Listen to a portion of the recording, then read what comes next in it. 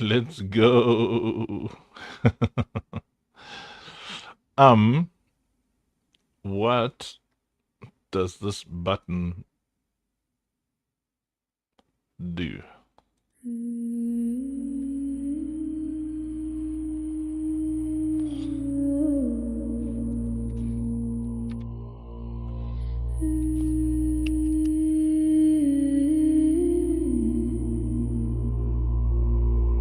In the dust of dawn, the voice was flame. It called the nameless by name. From breath to bone, from seed to creed, the word still whispers, only believe. Abraham rose when the stars were dim, left his home when the call said come. No map, no land, no sight to see, yet promise burned where fear should be. Noah built while the world mocked loud. Each hammer stroke defied the crowd. The rain came down, the deep was freed, and the ark of faith sailed, only believe. Moses stood where the waters rage, rod in hand, his heart unafraid.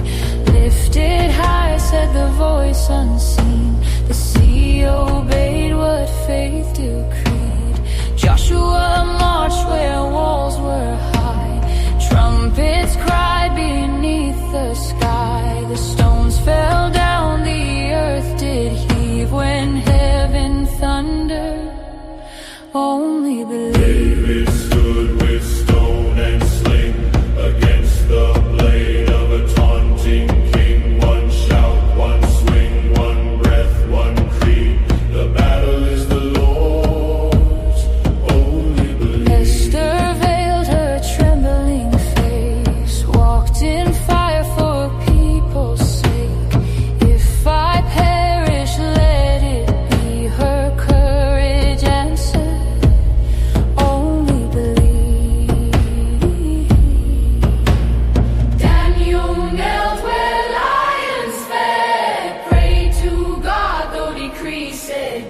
The beast grew calm, the angels weave. The night was long, but faith relieved. 3 men burned, yet were not slain. In furnace flame they praised his name. A 4th was seen, the world can grieve. The fire bowed low to only believe.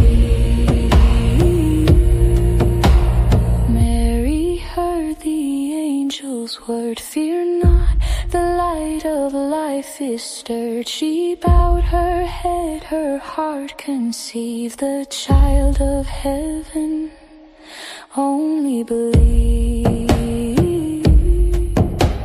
Shepherds watched and wise men came, following truth they could not name. The skies declared what earth received. Glory to God.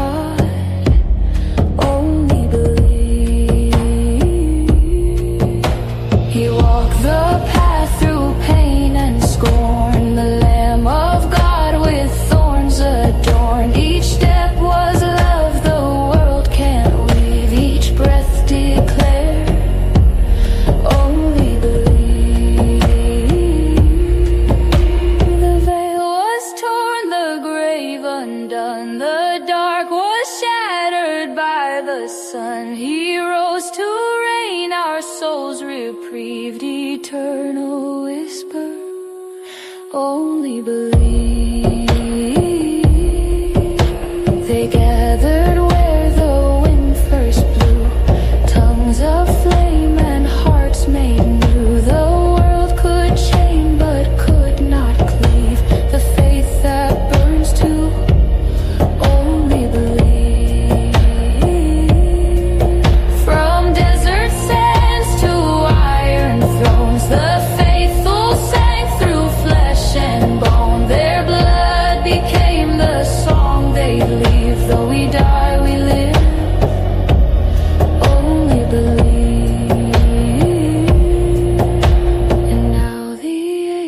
speak through dust to every heart that dares to trust. When sight is gone and dreams deceive, the ancient voice returns. Only believe.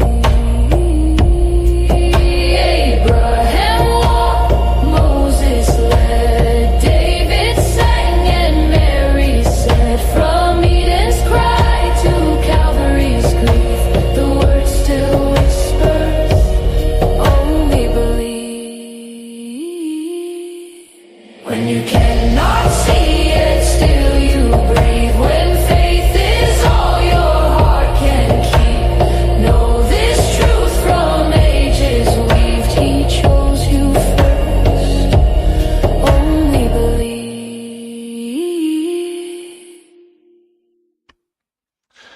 Only believe. Hello, everybody. Yes, yes, yes. That Star Wars chick. Yes, yes. Well, hello to everybody. I'll start on YouTube. So, hello to Kat and Sheshi and Nathan and Mrs. Funk. Hello, Mrs. Funk. Well, you know what I mean? Charlie, Cheryl, Charnay. Anybody else listening, make sure you say hello. Then I can say hi there on Arena Social. I'll say Joanna's joined us over there. B, I think saw the Mighty Enjoy 1-2 was over there as well. There's Dr. Grav. There's Kath, my sister Kath. Yeah. Then on Blaze, I see we got Corin there and Cheshi, and also Dr. Grav, General Kev, also known as General Jev. B! Aniki Snow Vanner. Who else is over there? Make sure there's Tani Vanessa, Tani V. It's nice to see everybody. Today is day 44 of 77, where we're going through 77 different well, I guess we give biblical virtues or disciplines or revelations, whatever you want to call them, all through the lens of faith, which means the hard lens, you know. So I'm where, you know, I usually teach things in a more friendly manner, I guess. The thing is, yes, enjoy. Like faith is a very tough thing, you know. You can't tackle things that require faith through a lens of I don't want to use the word weakness, because it you know, I don't think there are many weak people. You know, it even takes strength to be a coward. But you know, we tackle it through the butterfly lens, and then underestimate just how much pain you have to endure to do what is right. You know, anger is good. Yeah, faith is a good thing to apply in anger. You know, to believe in spite of what everybody else is telling you. So today we're going to talk about the faith to have compassion, and and I'm going to start off by saying this. You know, compassion is when you really resonate with someone and you want to help them, but you can be manipulated into compassion. You can be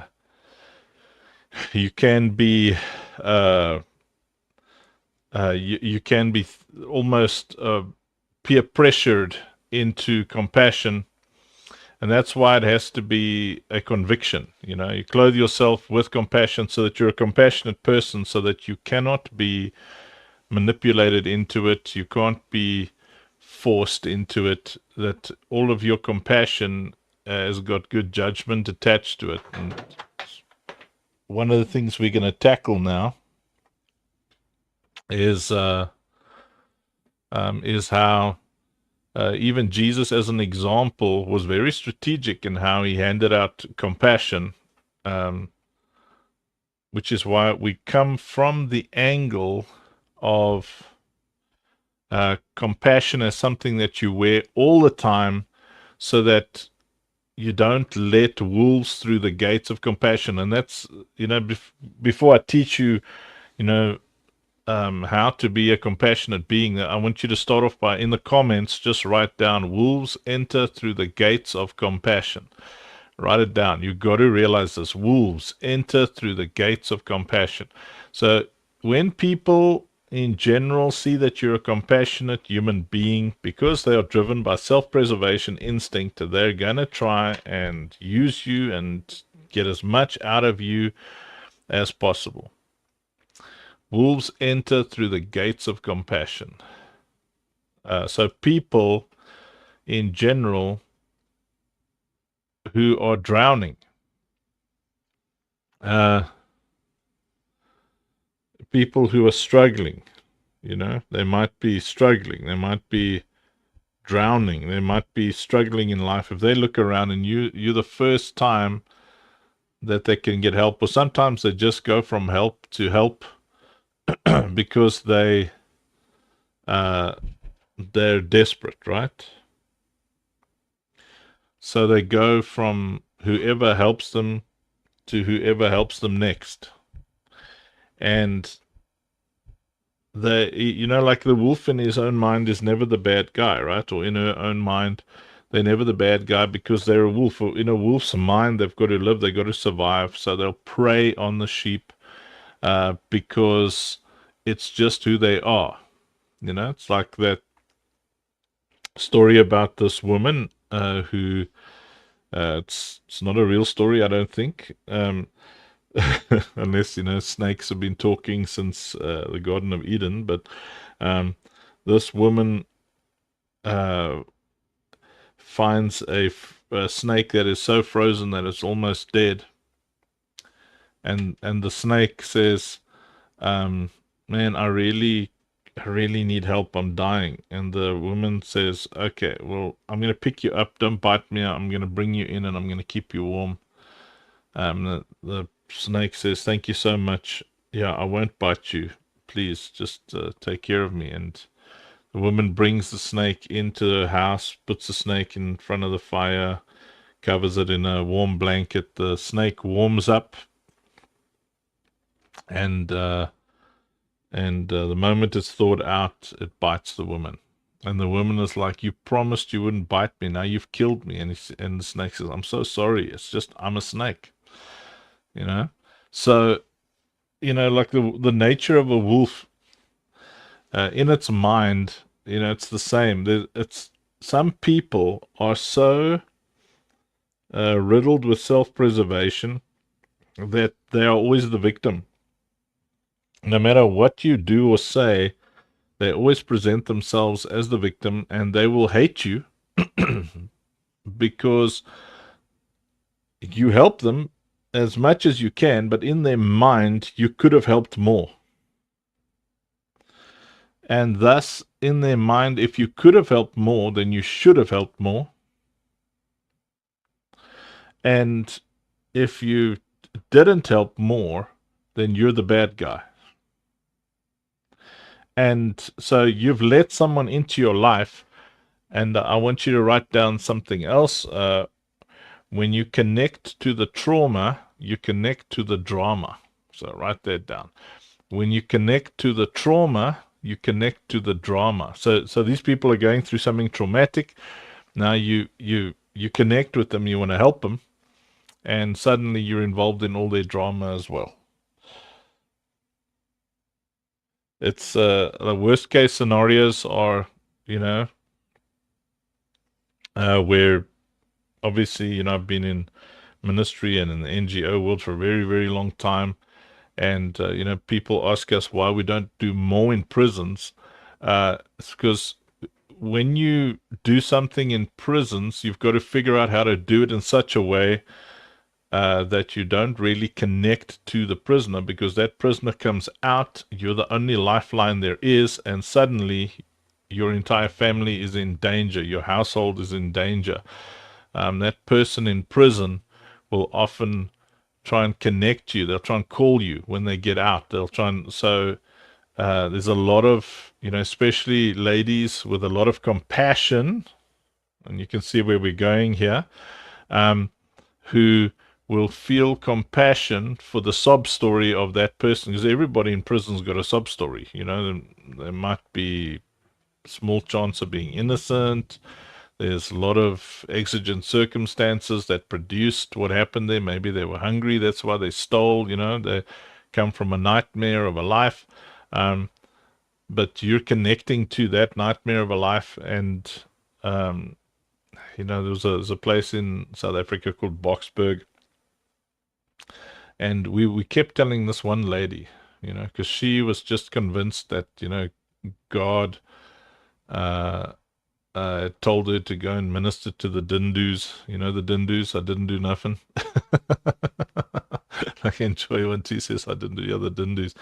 And she's there. She goes to prison. In the end, she got raped and murdered, you know, and it was by someone that she was ministering to, who, when they got out, came to visit her, and when asked about it, you know, the dude's back in prison, and when asked about it, he said, well, she led him along. She was visiting him, but she was visiting everybody, but in his mind, she like led him to believe that she had feelings for him.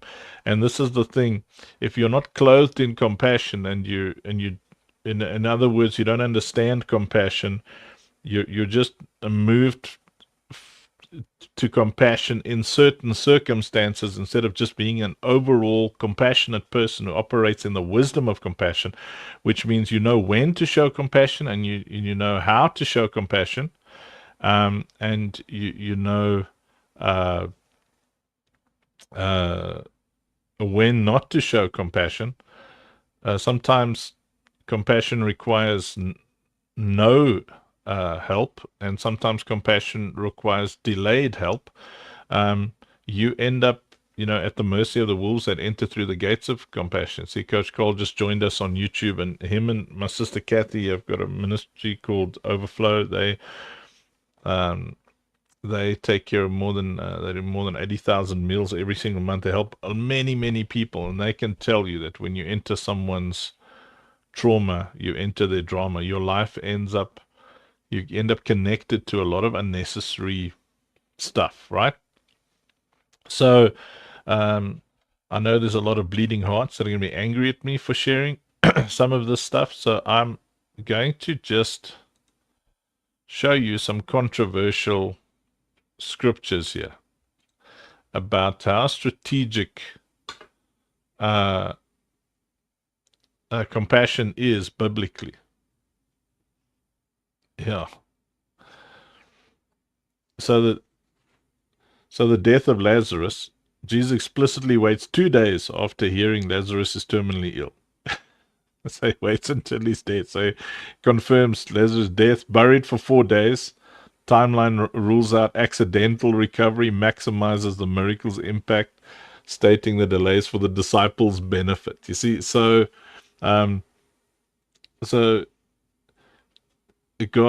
Jesus was like, okay, my friend Lazarus, because it was his friend, you know, it's the shortest verse in the Bible. Jesus wept is after the death of Lazarus. So he intentionally waits and tells the disciples, listen, I intentionally waited so that you may believe. So sometimes the purpose of compassion, because that's why you got to clothe yourself in compassion, because you understand that it's a strategic tool that you have to increase people's faith, to help, you know, obviously you want to help people out of a situation, but sometimes when you help someone prematurely, you don't increase their wisdom or their faith or their ability to look after themselves. What you do is you make them either dependent on negativity, dependent on bad news, or dependent on you, instead of showing them, look, this is what's possible. Like the storm on the lake, Jesus remains asleep in the stern of a boat during a violent storm. He allows his disciples to reach a point of absolute terror and panic before intervening. The delay serves as a harsh faith-building exercise, exposing their lack of trust. I mean, he even said, you have little faith.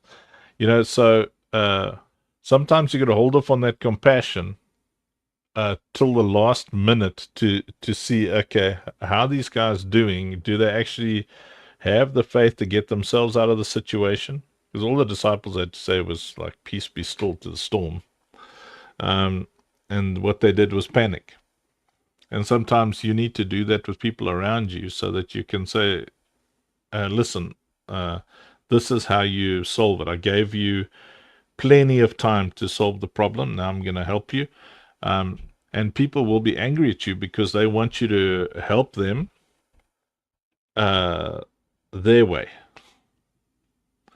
Very important thing about compassion is you've got to do it your way. That's why when you're clothed with compassion, you have to do it your way. It's so important. Don't let somebody else dictate to you how you should help them, because it's compassion flowing through you, which means it's subject to you. So when people demand compassion and they want help right now, I've got a super duper complicated and busy life, and every now and then you got someone who says they specifically want to see me, and there's like 30 or 40 other leaders here that they can see who can solve their problem. I will end up handing them off to those leaders anyway, but they insist, no, they want to see me. And then I'm like, no, they can't see me. And then they're very angry because they want help their way. And then I'm like, I don't want to be in a relationship with someone who decides that they're going to tell me how they want me to help them. If you're drowning and I'm like, well, I can't swim as well as the young lifeguard, let me send the lifeguard, and then the lifeguard dives in to come and save you, and then you're like, no, I want Uncle Funk specifically to come and save me. I'm like, bro, we'll both drown if I try and dive in there to save you. But they get offended because they demand compassion from you their way. And then you realize, okay, that person doesn't want help, they want control. They are not willing to accept help from a position of humility. They're demanding help from a position of pride. And that means that you've got to sometimes in showing compassion, you've got to do what the other person does not want you to do. So as a young man, I used to fold to that, where people no, they want to see me, and as you get older, you're like, listen, if you want help, you got to get help over there. So if somebody comes to you and they're struggling with a problem that is out of your capability. Yeah, exactly. They ask for it and then they get angry because they didn't get the help that they thought you could provide, and thus they decided you should provide it. And now sometimes it's out of your capability. It's like, I can't help you with your physical ailments, so then I'm going to suggest that you see a doctor, right? So sometimes you've got to do that. If somebody comes to you, like let's say you're a man, you've got a girlfriend or you've got a wife, and a woman comes to you for counseling, then you've got to say, listen, it isn't a good idea. Because, I've said this a million times. I don't think I've ever met a man who listened to me, but I've said it a million times, and I've stuck to this principle myself, is I don't counsel women unless my wife is sitting with me, or I've got witnesses sitting with me. I'm not going to sit alone with another woman, because what happens is there's an intimacy that's taking part there, and insecure men fall for that because they feel very special. I'm telling you, how many pastors have ended up cheating on their wives because some let's not say hussy. I'm not going to say a hussy. It's a cool word, but I'm not going to use. But a broken woman who really needs a strong man has access to the strong, confident man who has wise counsel, and that guy feels special getting that level of attention from usually a pretty woman, because they, you know, if they don't find the woman attractive, you'll find that their compassion doesn't operate at the same level, you know. They'll, you know, so if it's a very cool and pretty lady, then, you know, those the guys tend to be more susceptible, right? And and that's why you have to be so strategic in how you hand out compassion. Like love these words, Syrophoenician woman. That's a long word, Syrophoenician. So mother begs Jesus to cast a demon out of her daughter. Jesus initially ignores her, then argues with her, delaying the healing. Scholars view this delay as a strategic test to draw out and publicly showcase her exceptional faith to a Jewish audience. You know, so here, slavery in Egypt. God tells Abraham centuries in advance that his descendants will be enslaved and mistreated for 400 years. God explicitly states the reason for this massive delay. For the sin of the Amorites has not yet reached its full measure. Suffering of Israel is stretched across generations to align with God's geopolitical timing for judgment on Canaan. So, you know, sometimes when it comes to compassion, it has to be so strategic that you just let someone increase in wisdom and stature. You let them increase in their strategic understanding. You let hardship, you know, compassion will often allow that person to reach their breaking limit with hardship, because nothing teaches you better than hardship how to deal with the issues in life, you know, how to deal with problems in life. And then you'll strategically just help a little bit here, a little bit there, just to increase that person's growth. Maybe just to speed up their growth, but never to replace their growth. And that's something I want you to write down. I mustn't replace someone's growth. I must speed up their growth. So if you're gonna help people, you know, when you're clothed with compassion, means you're clothed with the wisdom for compassion, the wisdom to have compassion. And now, when things that require compassion pop up,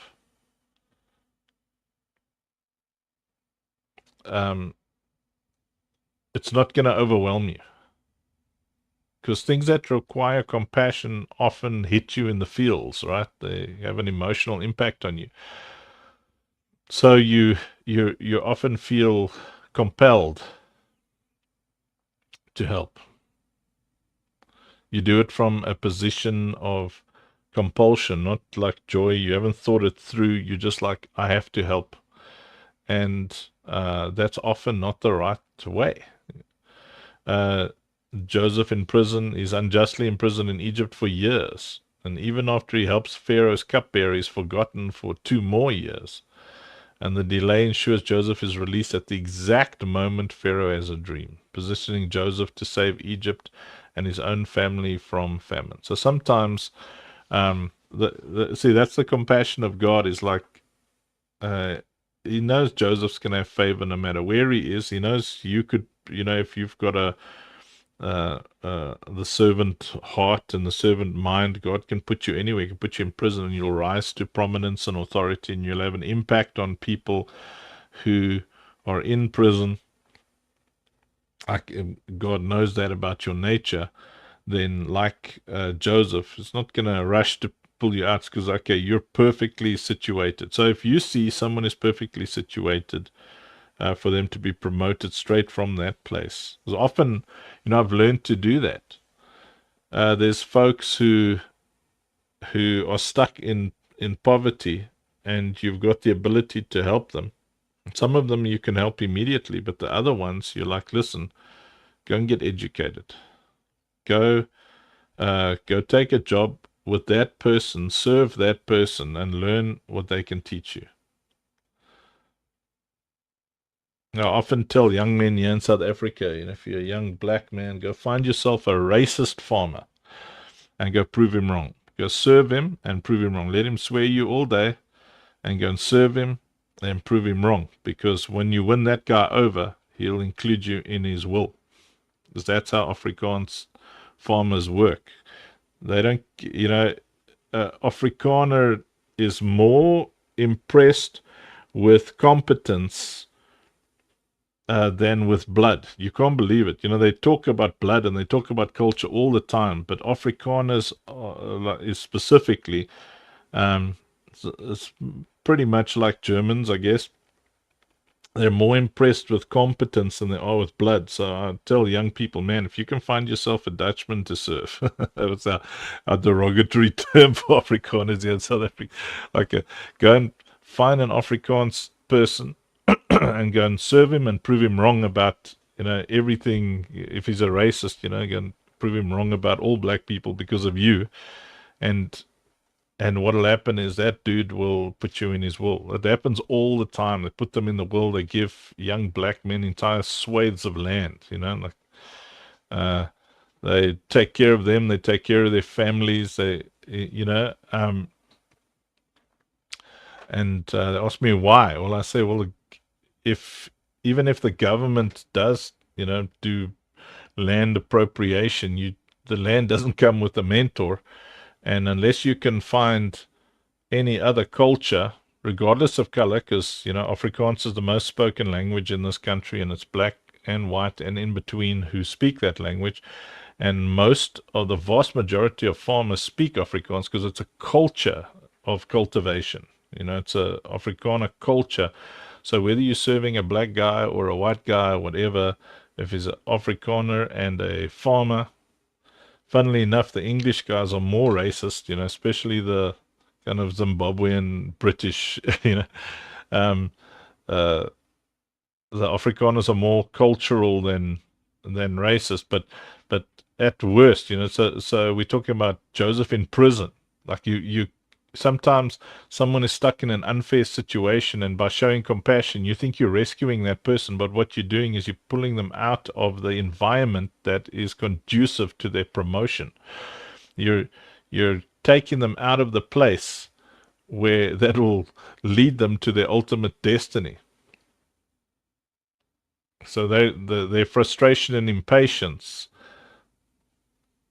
is being communicated as injustice. You just say, stick it out, man. Sometimes you just got to tell people, stick it out. And I learned that from somebody who told me, listen, you got to stick it out. Don't leave yet. Don't leave until you have to. I was working in a place and it was really difficult. And he said, no, those are really, really good mentors that you have there. Just stick it out. And he actually said it's not going to get better. It's Bobby Baker, it's a mentor that I had, Bobby. And he said, it's not going to get better. It's going to get worse and worse and worse and worse. And you just stick it out because you're going to learn things there that no school can teach you, no university can teach you. You're going to learn principles there. And because of that, I think it was my second job as a young man. I just came out of school, and it was crazy. And I didn't realize it then, obviously, because I was, how old was I? 19, I think. I just came out of school, maybe 19. And my friend Bobby used to pick me up for church the whole time. And then he said, listen, there where he works, he's going to chat to his boss, about getting me a job. That job, I had to, they were digitizing, what was it? It's like these drawers full of little cards, right? And the cards have all got accounting information and whatever. It's like these funny little cards that were typed out, if I recall. And and I mean, there were thousands and thousands of these things. I remember it was a city deep. I had to drive so far to get to that place. And oh, I hated it. I mean, I am not someone for the mundane work. I've just never been good at it. But I sat there, and luckily I didn't have to record the stuff. I just had to sort it alphabetically. So I would just sit there all day, putting the A's in A and the B's in B and the C's in C and the D's in D, you know, E's in E, and all those cabinets.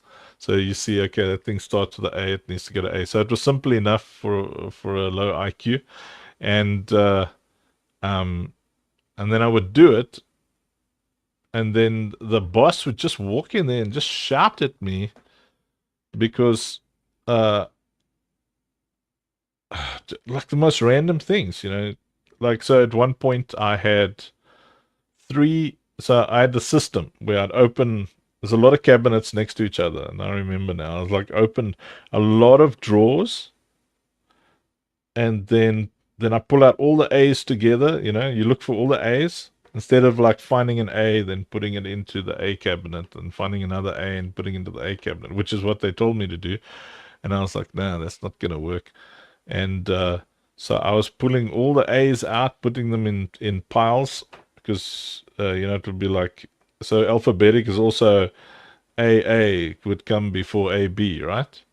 So then, you know, I would put all these neat piles of all the AAs over there, and then I'd put them neatly into the cabinet as requested. And first the supervisor comes in there, and it's this lady who I'm pretty sure used to go to work and go home on a broom. But yeah, she would scream at me how, you know, I'm breaking the stuff, I'm folding and I'm like, there's no folded edges. Look at it, it's neater than doing it one at a time, because every time I have to put my hand into those cards, you know, there's danger of breaking and tearing things, which is another reason I wanted to rather just get all the cards like that. And man, then she goes and complains to the boss, and then that boss comes and shouts at me. And then, you know, in later years I realized he's not shouting at me because he's got a problem with my system. He's shouting at me because she's come to irritate him, and he's too scared to shout at his own PA or whatever. So he shouts at me. And you know, I think I was at that job for almost a year. No, I didn't last that long. It was a lot shorter. But like, it was just screaming and shouting. And I go to Bobby, I'm like, yo, this is terrible. Like, he said, listen, use your system, and you'll get done very quickly. And just stick it out. So I did it, and I was inspired to move a lot faster, because I didn't want to work there anymore, and I didn't want to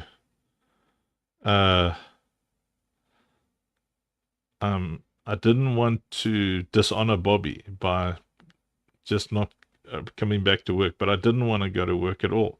And he just didn't show me any compassion. Dr. Geo says, when you tell the boss how to run his business, normally the first, not with some PAs, man. Usually those bosses are Ahab, and the PA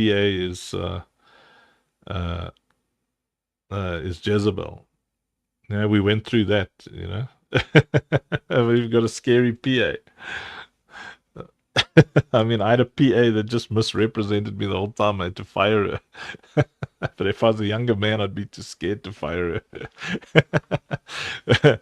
But anyway, but the point is, like Bobby didn't show me any compassion, and I learned something there, like very, very important, is after that, anything I did, if I had a good system, I applied it, and I finished my job.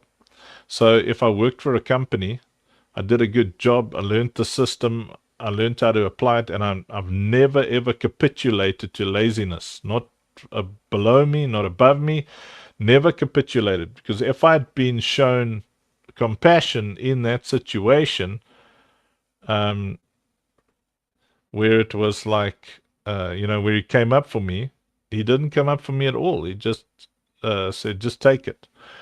If I'd been shown compassion in that situation, it would have weakened me, and would have let me underestimate my own capacity to deal with difficult people, because after that I worked for a lot of churches, and you can't find worse and more difficult people than in churches, because those people are so consumed with their own righteousness and self-righteousness that they think they're never wrong. So they'll insult you and stuff and think they're doing it on behalf of God. So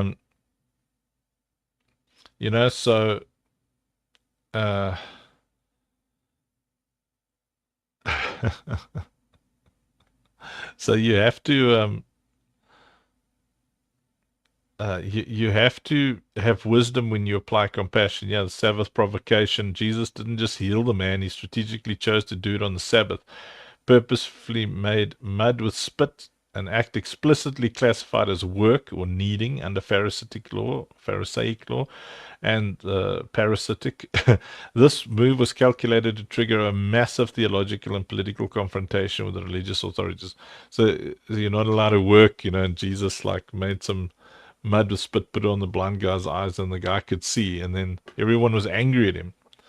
But he did it specifically to pick a fight. Can you believe it? He utilized compassion to pick a fight. Then, there's a lifelong suffering for a brief demonstration. Text implies the man endured decades of blindness, social ostracization, and begging, not due to cosmic accident or sin, but so his life could serve as a pre-planned stage for Jesus to demonstrate divine power. That's a crazy situation. So sometimes you use compassion as a tool to display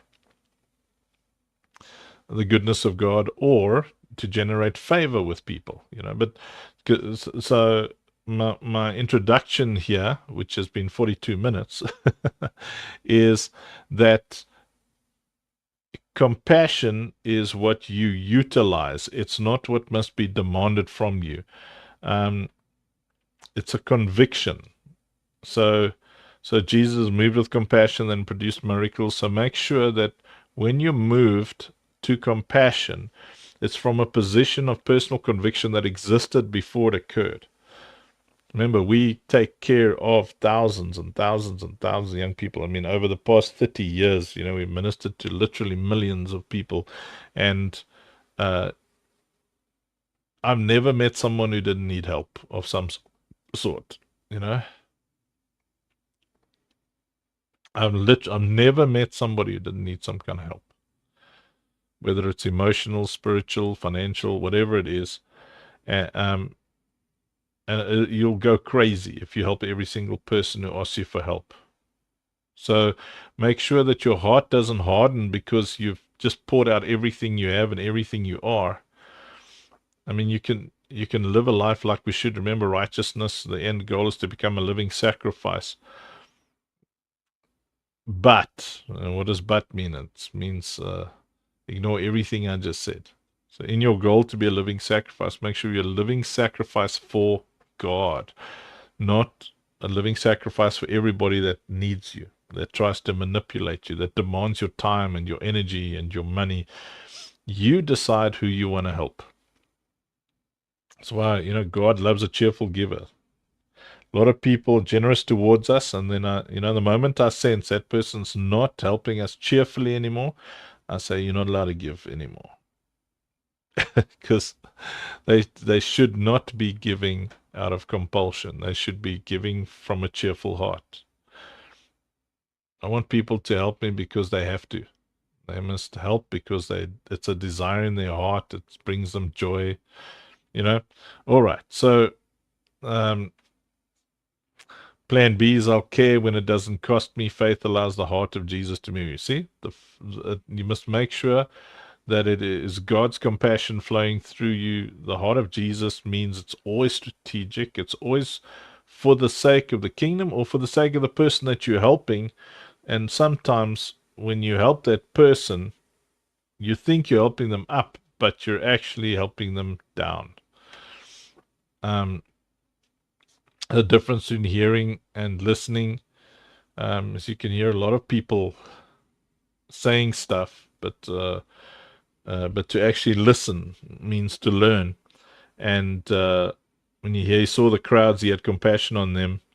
Becomes your response to broken people. So when you have a lot of people who have needs around you, like a lot of people, and that's what I'm going to talk about in these last 15 minutes or so, is sometimes you feel overwhelmed, even by 2 or 3 people, let alone thousands like us. Like I constantly in my life have felt totally overwhelmed. And at a certain point, I realized that, here there's this court case happening, and your mind says, I don't want to help everybody because I'm going to get drained, because it's true. If you help everybody, you'll get drained. So you've got to use Jesus as the model so that your compassion is not something that drains you, destroys you, hurts you. Your compassion has got to be something that you've clothed yourself with, that is part of your conviction, and you have the confidence to say, I'm a compassionate being, but I'm not someone who can be manipulated and controlled by others who feel that they have a right to my compassion. So in that court case in your mind, you need to bring up as many facts as possible that shows your compassion, so that you don't have this manipulation and compulsion and constant attack on your heartstrings.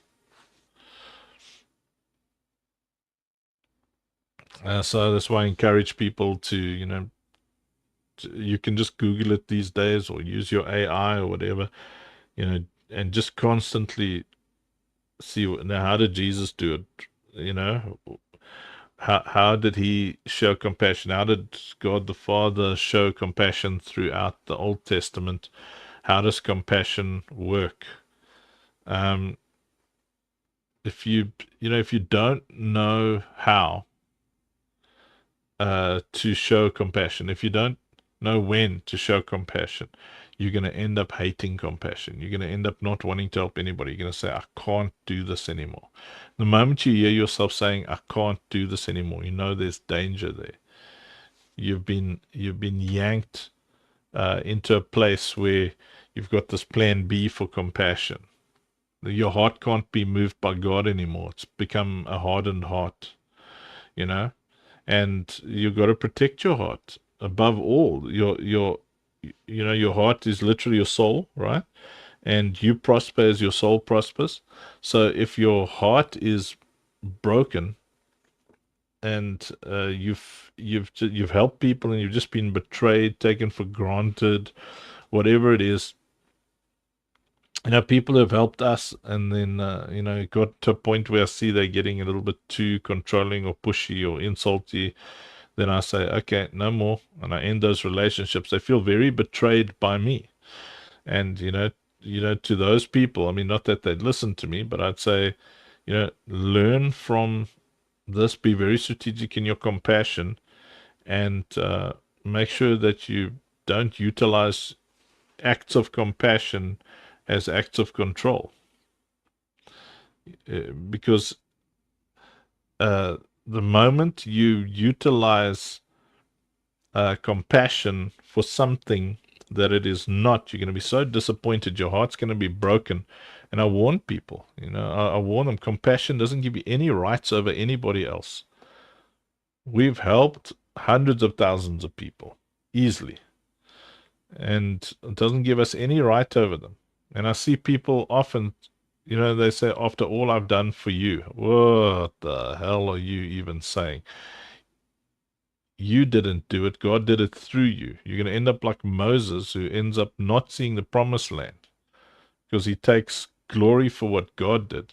We are only able to have compassion because God has given us the ability to do so. We're only able to help people because he's doing it through us. And I know there's people who are into humanism, and they say, well, it's me helping that person. You can take that position if you want. However, you're going to find that you burn out pretty quickly, and you get disappointed in people, because you're under the assumption that you're the savior, and you end up with that savior complex, which produces a lot of unhealthy things in you and in the person that you're helping. So the best way to do it is I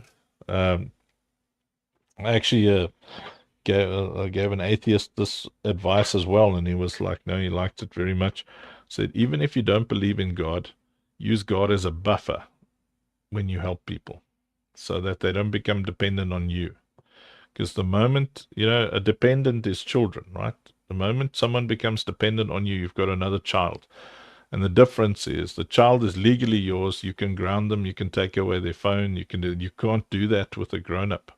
Grown-up will want to kill you.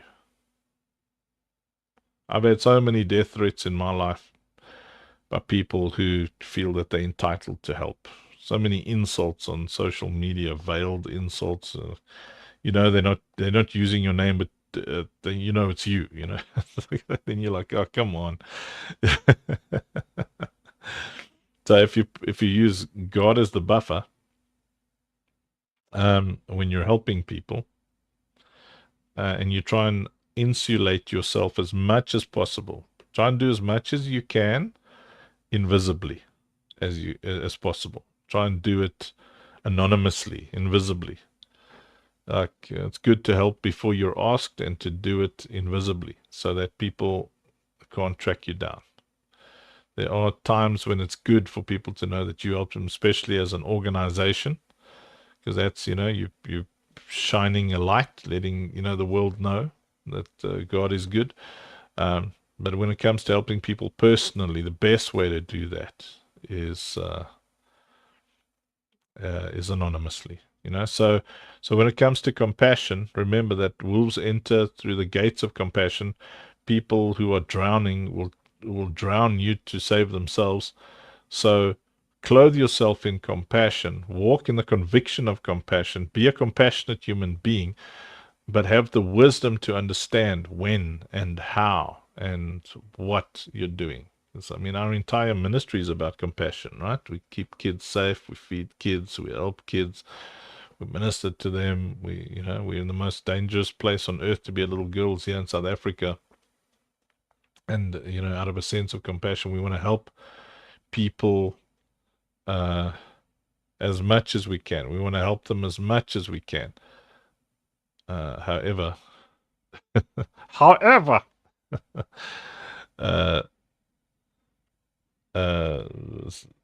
you've got to make sure that you don't become their focal point, because you can become their obsession and they can make demands of you.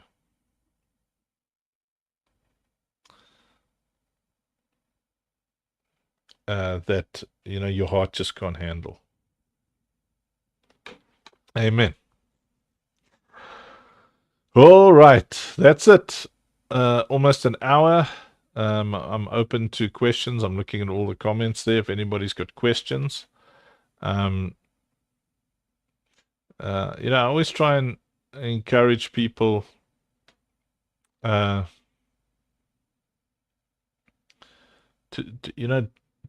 don't be an empty cup. Don't be an empty jug. Don't be an empty container.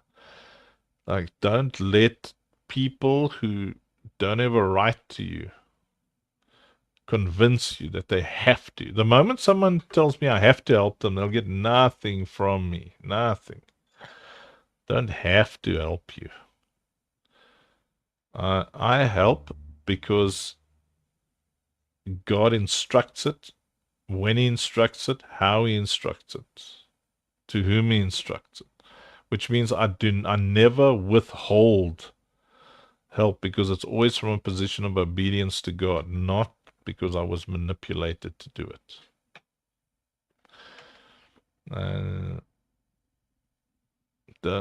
God loves a cheerful giver.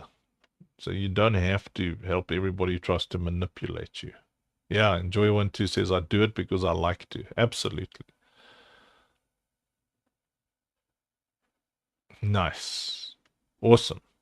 Wonderful. So did you guys enjoy that one? Did you manage to stay awake through it?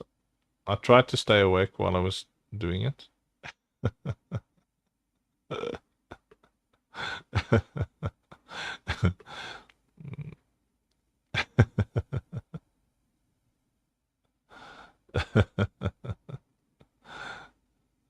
Yeah, you try and help as many people as you can. It's not always easy, it's not always possible. Um, but you just make sure that you have the ability to keep desiring to help people.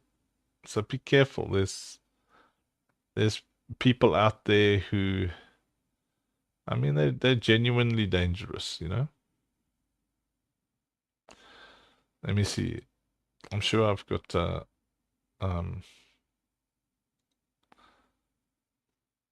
I got a nice tune to play for us.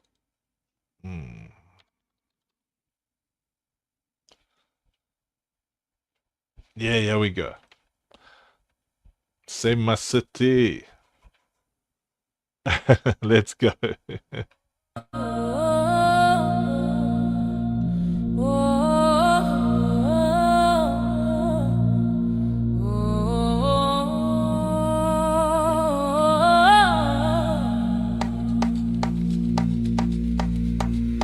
Yeah. City lights still burning late. People running, hearts full of pain. But I know one name that saves. Jesus, you can break these chains. When the night feels cold and heavy, you're the fire that sets me free. Jesus, save my city. Let your glory light display. Every street, every corner, we call your name, we call your grace. Yeah. Lift us higher, make us new.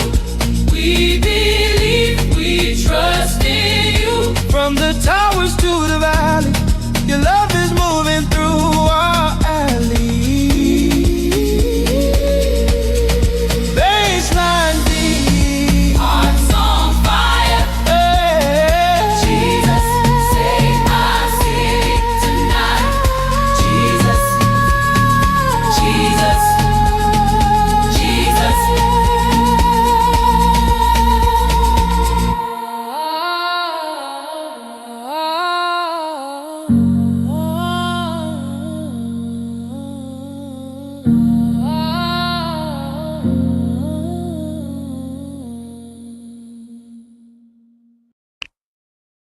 It's nice.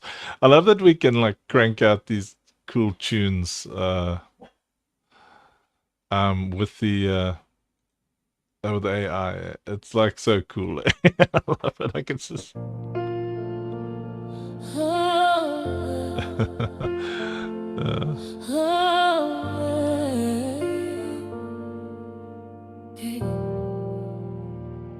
When the night feels long and the tears still fall,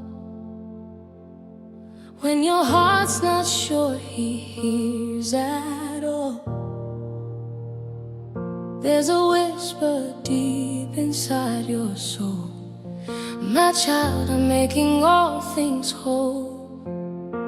He wrote your story before you knew your name.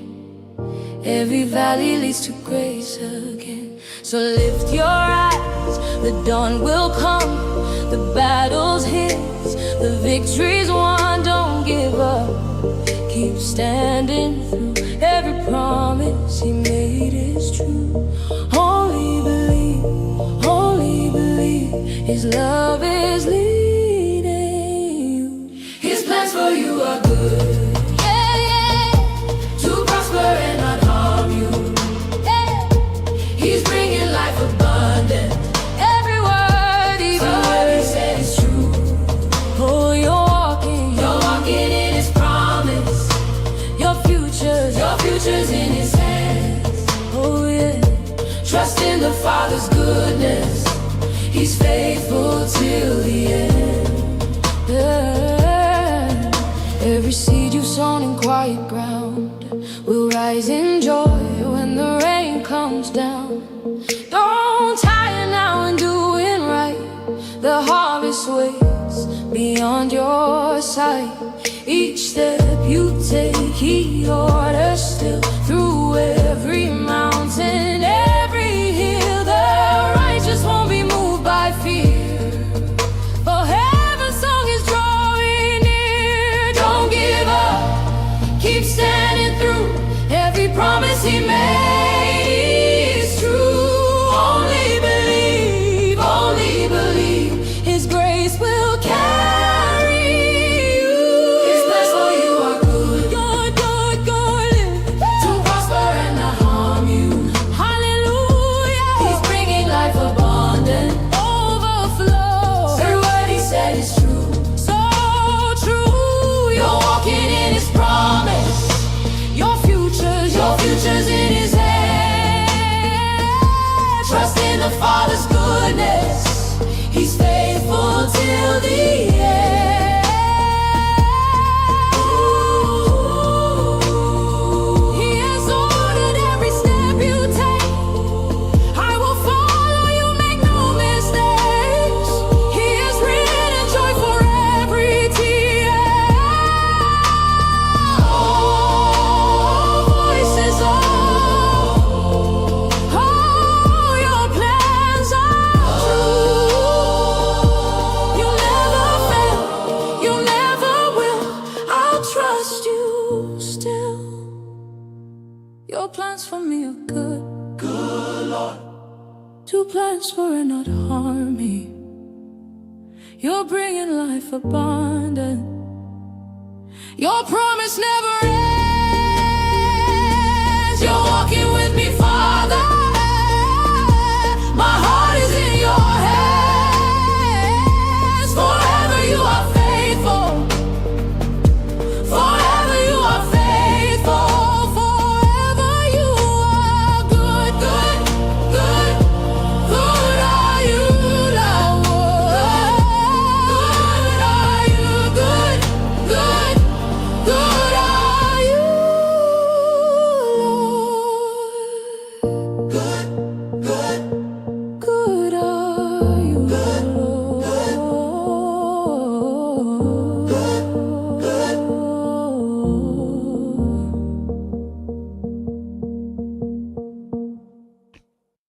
It's a cool tune, eh?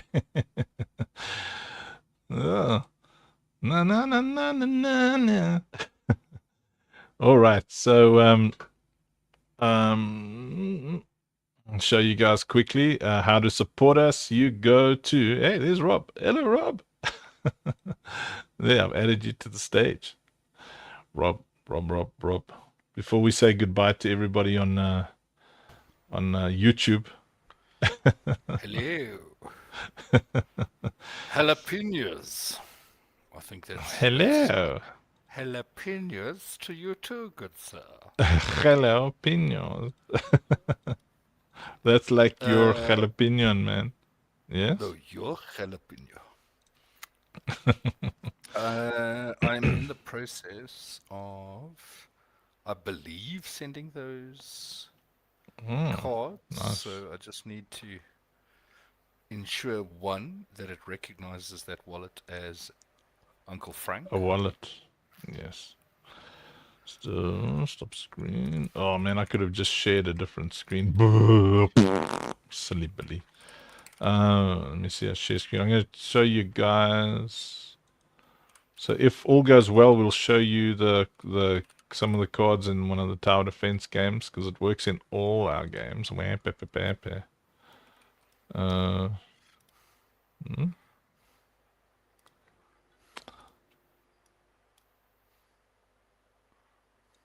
Okay, so you go to onlybelievegame.com and you'll see there at 77 Days of Faith.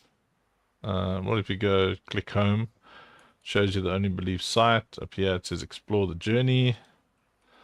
And over here you can get Faith Collection Pack. So the messages I'm sharing each day, we have them as playable cards, every single one of them. See, then you go over here and you can, it's like $1 for a pack, and then it pops out a random single playable card. $77 gives you all of the cards, and they come out as we share them, right? And then over here you click, like, you just write in 2 million, because, you know. And, oh, wait. I'll share the tabs. There we go. See, over there. And then you go and support us. That's where so it's onlybelievegame.com. It'll take you through to the OSP shop. Because these tower defense cards are playable in Only Believe and in Operation Safe Place Defense, because we're cool that way. There you can play with a card, you can play with wallets, you know, with your engine wallet, whatever, man. And you can support us and help us build these Bible games that we're building. And if you don't have $1, then you can still go and play the game and earn something called courage, and, you know, get stuff. And then so I'll quickly show you the game. I've got one Bible card. It's a machine gunner, so I'll just use my love card. Let me share that quickly. I can play it in browser, huh? Yep. Yeah. So there, I've just got one card here, so I'm going to show you how it works. So tower defense is a lot of fun, because basically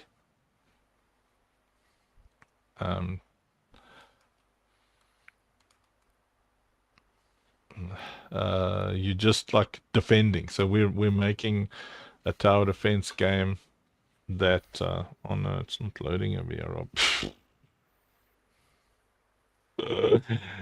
Oh boy. It's only when I stream it. There we go, something's Give it happening. a sec, bro. Give it a sec. Okay, I'm gonna give it a sec. So we're busy making the Only Believe version of this, which there we go. So over here you can see this is the Operation Safe Place Defense version, where your cards, your turrets will work here as well. So I just click play. There's my 77 Days of Faith cards. I push play. It's going to use that one there. So you can already play now before we even release it, and it's a fun grid tower defense game. Not viewed in YouTube. It should be showing in YouTube now. It wasn't showing viewed anywhere. Oh, card data not loaded. Ugh. Rob, I think I'm gonna stop showing games. Just like stream you showing them, as you said. Is it still loading up the cards or what? It's so funny, eh? Whenever I show anything, it breaks. Eh? Is that one of your new ones? It's my love card. Yeah, it doesn't wanna.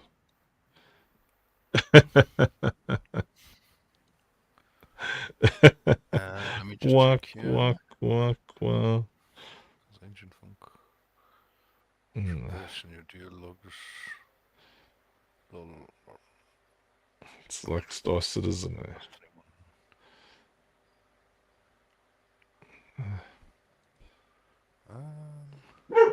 Is anybody else? I think, well, Jason's is working. Yeah, we've seen screen grabs of his. You're playing in browser. I mean, Yeah, in browser. Yeah. I don't know when it should have started dropping these other cards, but will take a while, obviously, for them to. The card data. Well, this is the very first one. Love. So remember just go day out. one, I bought one. Go back. In Just there. end, yeah. Yes, end. But you only had one card there. That was. Yeah. It doesn't want to play that card. No, but I'm saying it's only showing you the one card. No, I only brought one card in. Game ended. back to Kills menu. not. Whatever. Okay, back to menu. Yeah, with the noobs. You're right, Dr. Crab.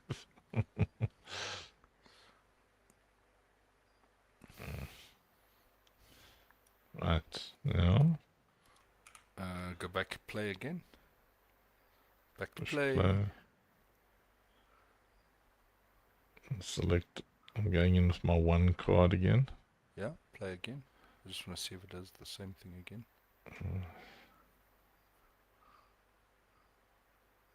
Dr. Grave says, I don't even see any card I own in Gridlock. Not sure if we should have them yet. Yeah, you should have any cards you own. There we go. It worked this time. Yay. I think you were just eager on the clicking. Okay. We got to maybe extend that loady thing. Yeah. So this is just a machine gun, but you bring in all of your like 77 days of faith. They all do different things, and you're defending your own mind from things that are attacking your mind, your spirit. So, right. Here come the rebellious outcasts to attack me. And then, pew, pew, see? And it's gonna stop those things from getting to my soul. I love tower defense games because they're so simple. Yeah, come with me, bro. You can press the You little said- eye. Yes, well, there's a thing in here. What the damage Coming types on is.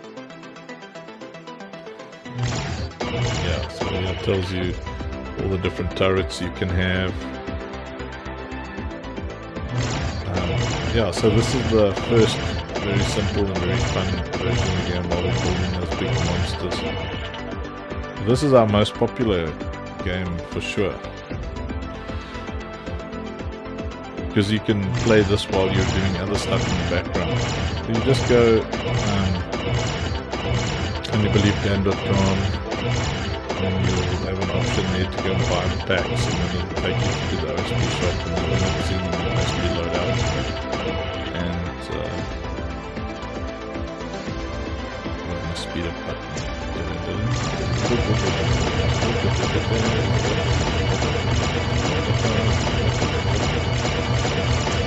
you know, you earn something called courage playing this game, and then you're able to spend it on buying more cards with courage.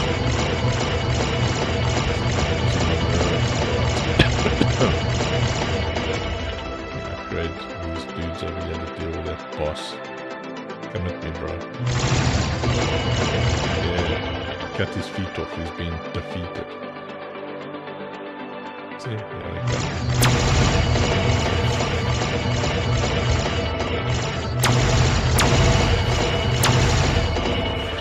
If you're really good at this game, you start to make a maze. Right now, started.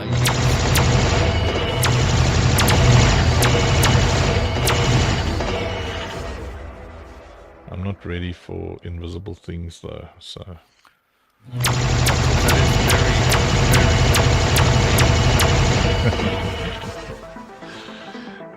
Anyway, okay, so I'm going to end the YouTube thing and we'll continue on other platforms. You can join us on Blaze or whatever, and then we're going to continue to work for a little bit. I'm going to put on my camera, eat supper in front of everybody as is my custom. And we might work on the Unreal Engine stuff a little bit. Oh, yeah, I cut the feet of the boss. Love you all on YouTube. Have a wonderful evening. See you guys tomorrow. You're all amazing. Enjoy one too. Are you making fun of me, sir?